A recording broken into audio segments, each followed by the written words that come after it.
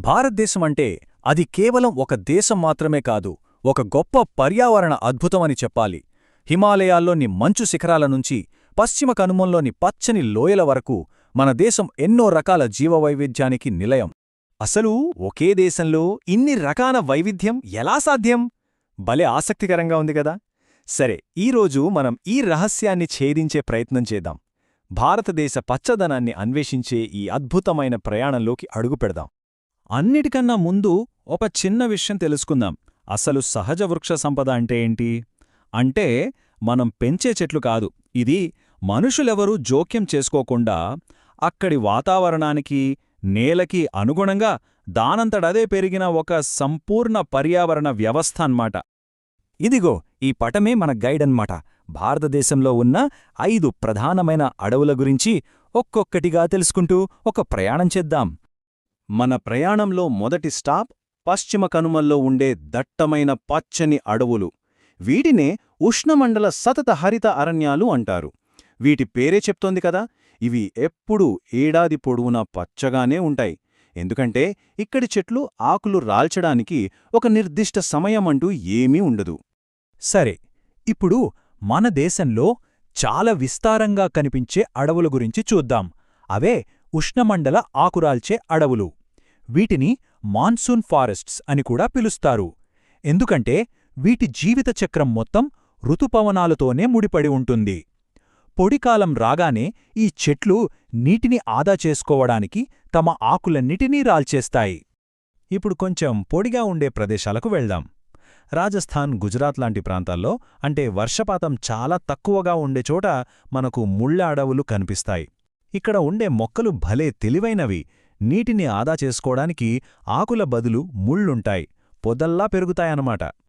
అంటే వృక్ష సంపదను కేవలం వర్షపాతమే నిర్ణయించదు, ఎత్తుకూడా చాలా ముఖ్యం. మనం హిమాలయాల్లో పైకి వెళ్లే కొద్దీ వాతావరణం చల్లబడుతుంది కదా, దానివల్ల అడవుల స్వరూపం కూడా మారిపోతుంది. కింద వేడిగా ఉండే ప్రాంతాల్నుంచి పైన చెట్లేలేని మంచు ప్రాంతాల వరకు ఎంత అద్భుతంగా మారుతుందో చూడండి.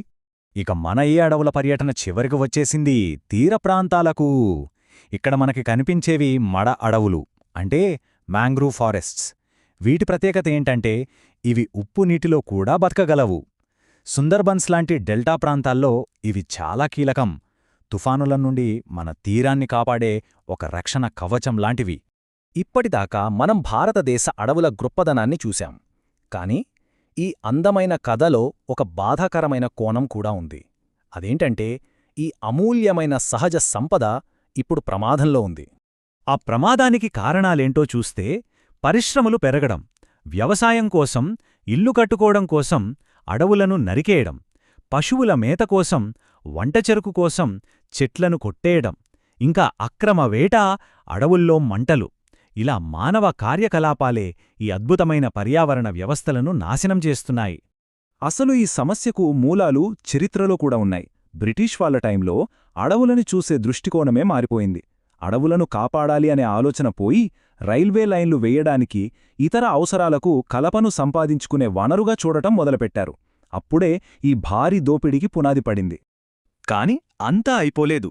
ఈ సమస్యలన్నింటినీ ఎదుర్కోడానికి, మన పచ్చని వారసత్వాన్ని కాపాడుకోవడానికి భారతదేశం ఒక పెద్ద ప్రయత్నాన్నే మొదలుపెట్టింది.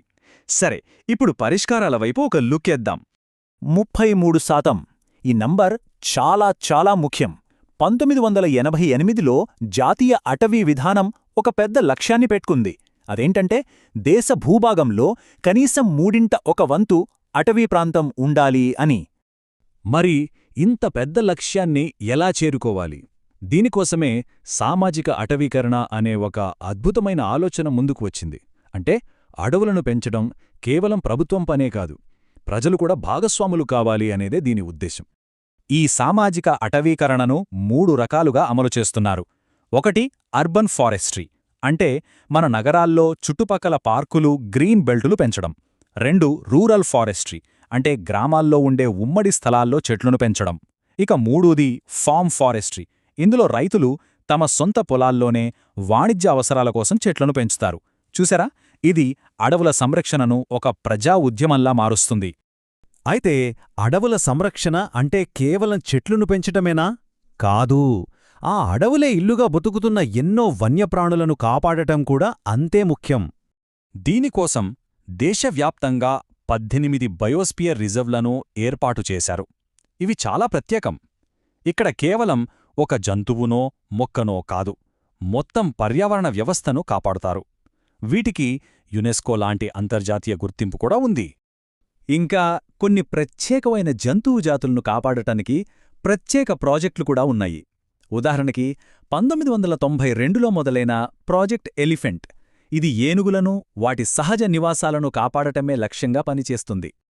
కాని మన దేశం చేసిన పరిరక్షణ ప్రయత్నాల్లో ప్రపంచవ్యాప్తంగా పేరు తెచ్చుకున్న ఒక గొప్ప విజయగాథేదైనా ఉందంటే అది ఖచ్చితంగా ప్రాజెక్ట్ టైగర్.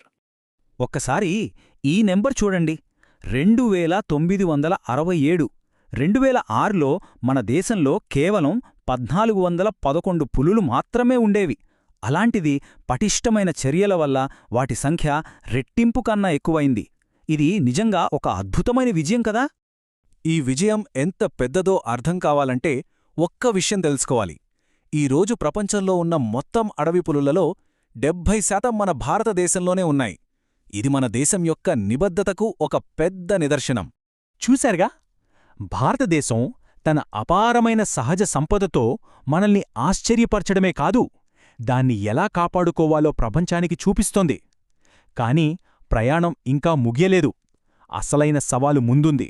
మన జనాభా అవసరాలు పెరుగుతున్నాయి. మరి వాటిని తీరుస్తూనే మన ఈ సహజ వారసత్వాన్ని భవిష్యత్ తరాలకు ఎలా అందించాలి? ఇది మనమందరం కలిసి ఆలోచించాల్సిన ప్రశ్న.